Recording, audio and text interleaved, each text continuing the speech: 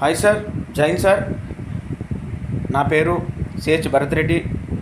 నేను border security ఫోర్స్లో 24 years service చేసి head కానిస్టేబుల్గా retirement అయ్యి విఆర్ఎస్ తీసుకున్నాను.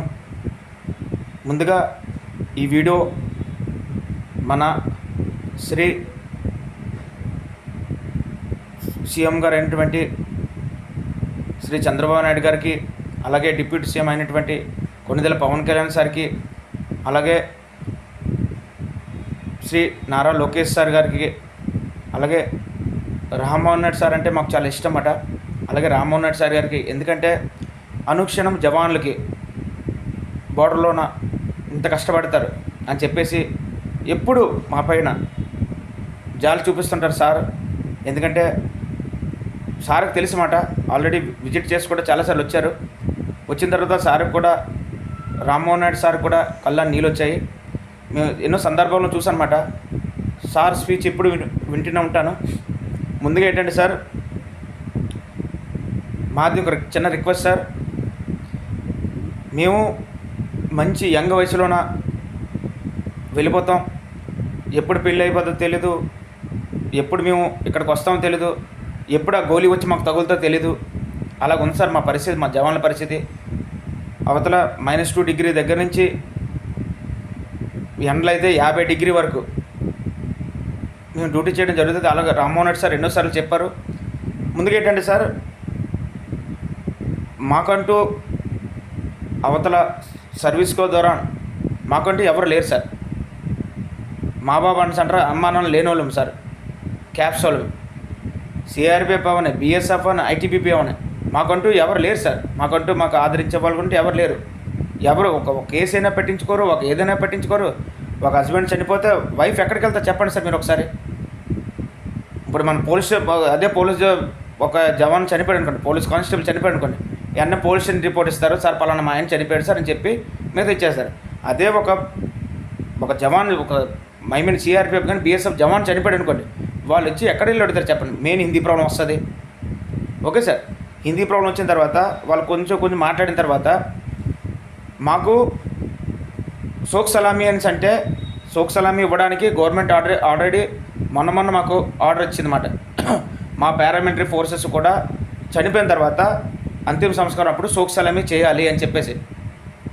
ఎంతమంది చేయించుకున్నారు చెప్పండి సార్. దానికి ఎవరు చెప్తారు? దానికి ఎవరు రెస్పాన్సిబిలిటీ తీసుకుని చెప్పండి సార్. ఒకవేళ పలానా చనిపోయారని చెప్తే అక్కడికి వస్తేప్పటికి ఎన్ని గంటలు అవుతుంది చెప్పండి సార్ ఒకసారి. ఎన్ని రోజులు పడుతుంది? ఒకవేళ నేను జమ్మూలో మా అయిన ఉంటుంది అనుకోండి సార్, అది చనిపోయారు అనుకోండి సార్. జమ్మూలో ఎవరైనా చనిపోతే ఆ తర్వాత పరిస్థితి ఏంటి? అక్కడి నుంచి ఎవరు వస్తారు చెప్పండి సార్ మీరేనా? అదే మాకు అర్ధ సైనిక బోర్డు ఉందనుకోండి సార్, ఆర్మీ చనిపోయిన జవాన్ చనిపోయింది సార్, అక్కడ సైనిక బోర్డుకి వెళ్తారు. మీరు ఏ బెనిఫిట్ అడిగిన ఏంటంటే సైనిక బోర్డు నుంచి రిపోర్ట్ తీసుకోండి. మాకు 5 ఎకరాల భూమి అని చెప్పారు. మీకు ఆర్మీ వాళ్ళకి ఆల్రెడీ మీకు మాది కూడా ఆర్మీ అంటున్నారు. మాది ఆర్మీలో ఒక రాదు సార్. మాది పారామిలిటరీ ఫోర్స్ మాట. CRPF, BSF, ITBP, caps, central armed force. మీరు పవన్ కళ్యాణ్ గారు చెప్పారన్నమాట, మీకు కూడా ఆర్మీ, ఎయిర్ ఫోర్స్, నేవీలాగా మీకు కూడా ఏంటంటే హౌస్ ట్యాక్స్ మాఫీ అని చెప్పారు సార్. మీరు అయితే హౌస్ ట్యాక్స్ మాఫీ అని చెప్పారు. మేము అక్కడికి వెళ్ళి అడుగుతుంటే అంటున్నారు, లెటర్ తీసుకొని రండి అమ్మ, లెటర్ తీసుకొని వస్తే మీకు ఇస్తాము. మీకు ఆల్రెడీ పవన్ కళ్యాణ్ గారు చెప్పారు, మాకు కూడా తెలుసు, మేము కూడా విన్నాం. కానీ ఎప్పుడైనా సరే నోటు తనడానికి రాసి పెట్టుకోవడానికి చాలా తేడా ఉంటుంది. అందువల్ల మేము ఏం చేయటంటే పవన్ కళ్యాణ్ గారు ఆఫీస్కి వెళ్ళాం, అలాగే మన చంద్రబాబు నాయుడు గారు ఆఫీస్కి వెళ్ళాం, అలాగే నారా లోకేష్ గారు ఆఫీస్కి కూడా వెళ్ళాం. రామ్మోహన్ రెడ్డి సార్ గారికి నేను కంపల్సరీ, అతనైతే నేను వెళ్తాను సార్ దగ్గరికి. ఒకసారి నాకు ఛాన్స్ దొరికింది, నా వీడియో కంపల్సరీగా సార్ దగ్గరికి వెళ్తే నేను కంపల్సరీ సార్ని ఒకసారి కలాలి. ఎందుకంటే సార్ మీరు ఒకటే గుర్తుపెట్టుకోండి, ఎక్కువ పారామిలిటరీ ఫోర్స్ మా బీఎస్ఎఫ్లో అనుకోండి. నేను బీఎస్ఎఫ్లో జాబ్ చేసి వచ్చాను. మాది 2,70,000 మంది స్ట్రెంత్. అలాగే సిఆర్పిఎఫ్ 3,50,000 మంది. బోల్డ్ మంది ఉన్నారు సార్. ఇప్పుడు ఎంతమంది వచ్చేస్తున్నారో మాకు ఎలా తెలుసు చెప్పండి సార్. ఇప్పుడు ఎంతమంది వచ్చేస్తారు? తర్వాత నన్ను స్టేట్ వైస్ ప్రెసిడెంట్ కింద నన్ను నియమించారు.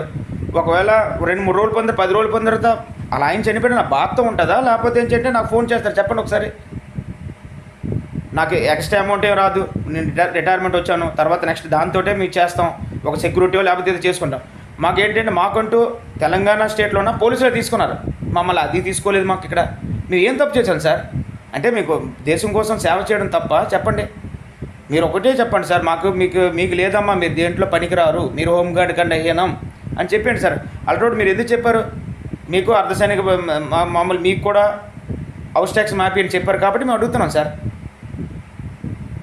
అలాగే మాకు ఒక అర్ధసైనిక బోర్డు ఉందనుకోండి సార్, ఆ ఫ్యామిలీస్ వెళ్ళి అక్కడ చెప్తారు కదా సార్, ఇలాగమ్మో వాళ్ళు ఇలాగ అయింది ఇలాగ చెప్తే అక్కడి నుంచి మాకు చెప్తాం. అక్కడికి వెళ్ళి సార్ మాకు ఇలా పలానా అతను చనిపోయాడు సార్, పలానా దిగు ఈ విధంగా డెత్ సర్టిఫికేట్ సార్, ఇగో సార్ లేగలారని చెప్పి చూపిస్తాం అన్నమాట. అప్పుడే కదా సార్ వాళ్ళు వస్తారు. మాకంటూ ఎవరైనా చనిపోతే, రిటైర్మెంట్ పర్సన్ చనిపోతే 8,000 రూపాయలు ఇస్తారు సార్ మాకు. ఒక సర్వీస్ పర్సన్ ఉంటుండే అతను చనిపోయాడు అనుకోండి సార్, అతనికి 10,000 ఇస్తారు. నెక్స్ట్ అది కాక 1 lakh రూపీస్ ఇస్తారు సార్. ఇది మాకు తెలియపరిచేటప్పటికి అన్నీ అయిపోతాయి సార్. ఆల్రెడీ రిటైర్మెంట్ వచ్చిన పర్సన్ ఇంట్లో ఎంత పరిస్థితి ఉంటుందో చెప్పండి సార్ ఒకసారి. ఎంత ఒక శాలరీ చేసుకుని వస్తారు, శాలరీ ఒక 60,000 50,000 వచ్చింది అనుకోండి సార్, రిటైర్మెంట్ ఒక 20,000తో బతుకుతారు సార్, 22,000 అలా బతుకుతారు. ఎలా బతికారు సార్ చెప్పండి సార్ ఒకసారి. అంటే మేము మిమ్మల్ని పెన్షన్ ఇవ్వమని అడగడం చెప్పట్లేదు, 2,400 పెన్షన్ కూడా బంద్ చేస్తారు. ఏంటి సార్ ఏంటి నాకైతే అర్థం అవ్వట్లేదు సార్. అంటే ఒక గోళీ అయితే ముందు మీరు గోళీ తినండి ఫస్ట్. ఇది ఎక్కడికి వెళ్ళినా సరే ఐఏఎస్ డ్యూటీలో మేము ఉండాలి, ఒక ఎనర్జీలో మేము ఉండాలి, అన్నింటిలో మేము ఉండాలి, కానీ బెనిఫిట్స్ మాత్రం జీరో. ఇది చేస్తాం, అది అన్యాయం కదా సార్ చెప్పండి ఒకసారి. నేను చాలా బాధపడి చెప్తున్నాను సార్, ఈ జవాన్స్ అందరూ బాధపడి చెప్తున్నమాట. ఎంతోమంది ఏడుస్తున్నారు సార్. ఏంటి గవర్నమెంట్లో ఏం చేస్తున్నాం, ఏంటి ఎక్కడ ఉన్నాం ఇంకా అనిపిస్తుందన్నమాట. మనం హిందుస్థాన్లో ఉన్నామా లేకపోతే ఎక్కడ ఉన్నాం, ఏ దేశంలో ఉన్నామని అనిపిస్తుందన్నమాట. ఒక్కసారి వెళ్ళి చూడండి సార్ జవాన్ల పరిస్థితి ఎలా ఉంటే. ఒకసారి మీరు అందరికీ రిక్వెస్ట్ ఏంటంటే ఒక్కసారి విజిట్ చేయండి సార్. ఒక రోజు అంటే 1 గంట 2 గంటలు ఉంటుంది సార్. 24 గంటలోన 14 గంటల నుంచి 16 గంటల డ్యూటీ చేస్తారు సార్ జవాన్. దాంట్లో బట్టలు తూపోవాలి, దాంతోపాటు అన్ని మెయింటెనెన్స్ చేసుకోవాలి, ఏరియా మెయింటైన్ చేయాలి, మొత్తం మెయింటైన్ చేయాలి, వెపన్స్ రోజు మెయింటైన్ చేయాలి, వెపన్స్ లేకపోతే జంగు పట్టేస్తే. మీకు ఆల్రెడీ తెలుసుమాట, వరదలు వెళ్ళి అట్లే ఫెన్సింగ్ దీని నుంచి కింద నుంచి అట్ల నుంచి వెళ్ళిపోతుంటారు ఉగ్రవాదులు అయితే కానీ, తర్వాత మామూలుగా నక్సల్స్ అయితే కానీ. చెప్పండి సార్ ఒకసారి. ఇప్పుడు విశాఖపట్నంలో ఉన్నాం, విశాఖపట్నంలో నుంచి ఏంటంటే నేను వైజాగ్లో ఉన్నాను. వైజాగ్లో ఎంతమంది వచ్చారు సిఆర్పిఎఫ్ వాళ్ళు తెలియదు, ఎంతమంది బీఎస్ఎఫ్లు ఉన్నారు ఏంటి తెలియదు సార్. దీనికోసం ఎందుకు ఆలోచించట్లేదు చెప్పండి సార్. నేను ఎన్నో వీడియోలు పెట్టాం సార్, ఎన్నో వీడియోలు చేసాం దానికోసం. ప్లీజ్ సార్ రిక్వెస్ట్ సార్, మాకేంటంటే మాకంటూ ఒక ఇవ్వండి సార్. మాకంటూ ఇస్తేనే కదా సార్ తెలిసేది. మాట అనేసి వదిలేస్తే ఇది కాదు కదా సార్. మాకంటూ అర్ధసైనిక బోర్డుకి ఒక ప్లేస్ ఇవ్వండి సార్. మాకు ఎంతో ప్లేస్ వేస్ట్ అవుతుంది, ఎవరెవరికో ఇస్తున్నారన్నమాట. అంటే ఏదో అంటారన్నమాట, కూర్చున్న వాళ్ళకి ఏదో అంటారు కదా, గుండెకాయలే అంటారు కదా, సేమ్ అలా ఉందన్నమాట సామెత.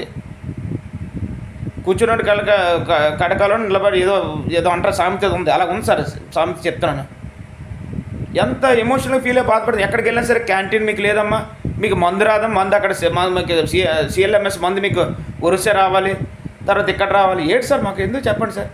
మీకు కూడా ఏంటి మాకు ట్రైనింగ్ వీకా లేకపోతే మేము డ్యూటీ చేయలేము. అన్నింటిలో duty caps central army force మేము చేస్తుంటాం. ఎక్కడికి వెళ్ళినా మాకంటూ వాల్యూ ఉండదు, ఎక్కడికి వెళ్ళినా ట్రైన్లో ఉండదు. ఎందుకు సార్ ఇది అందరూ ఆలోచించాలి సార్ ఒకసారి. మా జవాన్ల కోసం కంపల్సరీ ఆలోచించాలి. నేనైతే నిజం చెప్తున్నాను సార్, మీరు చేయాలి. వాళ్ళు ఫోన్ చేస్తే నాకు మేము చేస్తానమాట. మాకు నిన్న స్టేట్ వైస్ ప్రెసిడెంట్ నియమించారు, అలాగే మా జనరల్ సెక్రటరీ రామారావు గారు, అలాగే మన శ్రీ చందు గారు, వీళ్ళందరూ మేము చేయలేని పని మేము చేస్తున్నాం సార్. మేము ఎవరైనా చనిపోతే మాకు ఫోన్ చేస్తారు వాళ్ళు, సార్ ఇలాగ అయింది సార్, మాకు ఇలాగ మా ఆయన గారు చనిపోయారు సార్ అంటే, ఉండమ్మా ఫంక్షన్ మాట్లాడదాం, ఫంక్షన్ అక్కడ యూనిట్లో మాట్లాడాలి. కొంతమంది మొన్న 2 సంవత్సరాలు అయింది ఫంక్షన్, ఆవిడ తెలియదు, మన లైఫ్ సర్టిఫికేట్ జమ చేయాలి బ్యాంకులోనే. ఆవిడ ఏంటి అక్కడ జమ చేస్తే నాకు తెలియదమ్మా ఏ యూనిట్ అలా ఆయన గారు ఏ యూనిట్ అని ఆవిడ తెలియదు. చూడండి జవాన్లు ఎంత దీనిలో ఉన్నాం చూడండి. సెలవుకి వస్తాం, పిల్లలే మాకంటే ఎక్కడ బెనిఫిట్స్ ఉండవు. మాకంటే సైనిక బస్సులో వెళ్ళినా కూర్చొని కూడా అనరు, ట్రైన్లో వెళ్ళినా కూర్చొని అనరు. ఇది చాలా బాధాకరమైన విషయం సార్. ఇది మాత్రం కంపల్సరీగా మీరు ఆలోచించండి. కూటమి గవర్నమెంట్ వచ్చిన తర్వాత మీకు మామూలు ముందు వచ్చిన పరిపాలన తేడా చెప్పండి సార్ ఒకసారి. మీరు అన్నారు అన్నీ చేసి చూపించాలన్నమాట. ముందు అయితేనే జగన్మోహన్ రెడ్డి గారు అయితే అనేవారు కాదు. ఏంటి మా జవాన్లు ఎలాగొండి ఎంతసేపు వాళ్ళు తిట్టుకునేవారు, ఇలాగా అలాగా. అది కాదు సార్. మనం ఏంటంటే మనం చేసామంటే చేసి చూపించాలన్నమాట. ఇగో పారామిలిటరీ ఫోర్స్ మేము చేసి చూపించాం, తర్వాత మేమే చెప్తామన్నమాట శబాష్ ఒక సైనికుడు. అందుకే సైనికుడే ఉండాలన్నమాట కంపల్సరీ సార్. మీరు ఎప్పుడైనా చూసారు సార్ రాజకీయ నాయకుడి పిల్లలు ఎప్పుడైనా దీనికన్నా జాయిన్ చేస్తారు సార్? ఎప్పుడైనా చెప్పండి. పలానా రాజకీయ నాయకుడు కొడుకు బీఎస్ఎఫ్లోకి వెళ్ళాడు, సిఆర్పిఎఫ్లోకి వెళ్ళాడు, ఆర్మీకి వెళ్ళాడు అని చూస్తారు సార్? ఎవరైనా చెప్పండి. ఎవరు వెళ్ళరు. ఎందుకంటే భయం మాట, అమ్మ గోలీ వచ్చేసా. మీకున్న ప్రాణం మాకు ఉంటుంది సార్. మీరు మీ ఇంట్లో వెళ్ళేందుకు ఎక్కడికి వెళ్ళినప్పుడే బాంబు బ్లాస్ట్ పెట్టేస్తారని భయపడతారు. అలాగే మా జవాన్లో అయితే రోజు గోళీలు ఆ పక్కన సిస్ట్ ఫైర్ అయిపోద్ది, లైన్ ఆఫ్ కంట్రోల్ అయిపోతుంటుంది, line of control ceasefire అవుతుంటుంది. తర్వాత ఐడి బ్లాస్ట్ చేస్తారు, దాని బోల్డ్ రకాలు కళ్ళు పోయిన చాలామంది ఉన్నారు. వాళ్ళ పరిస్థితి ఏంటి సార్ చెప్పండి సార్ ఒకసారి. మెడికల్ ఫ్రెండ్స్ వస్తారు, తర్వాత వాళ్ళ ఫ్యామిలీ లీడర్ చెప్పండి సార్ ఒకసారి. చాలా బాధ అనిపిస్తుంది సార్, నిజంగా చెప్తున్నాను, చాలా బాధపడి చెప్తున్నమాట. మాకంటూ మీరు దయ తలచండి సార్ ప్లీజ్, మీకు దండం పెడతాం సార్.